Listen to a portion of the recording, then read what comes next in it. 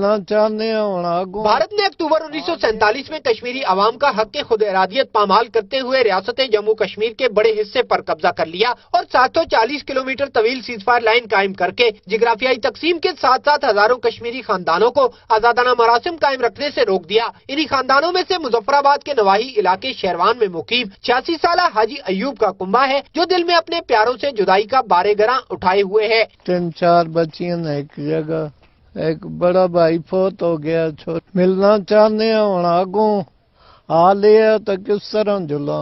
آج سے 20 سال قبل ہم آتے جاتے تھے، رستے میں کوئی دشواری نہیں تھی، آنے جانے میں کوئی رکاوٹ نہیں تھی۔ کنٹرول لائن کے اس پار آباد پیاروں کی یادیں اس منقسم خاندان کے افراد کی آنکھوں سے آنسو بن کر چھلکنے لگتی ہیں۔ ہمارے آدھے لوگ ادھر ہیں کشمیر میں اور آدھے ہم ادھر ہیں۔ خونی لکیر اس نے ہمیں الگ الگ کر دی ہے۔ خاندان میں کسی کی ڈیتھ ہو جائے تو پھر صاف ظاہر ہے ہمیں بہت ہی افسوس ہوتا ہے، ہم مل نہیں سکتے، جا نہیں سکتے۔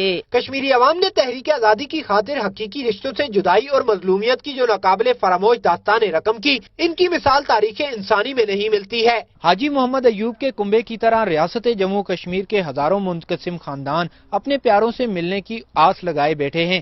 کیمرہ مین محمد نوید کے ساتھ تقی الحسن، دنیا نیوز، مظفر آباد۔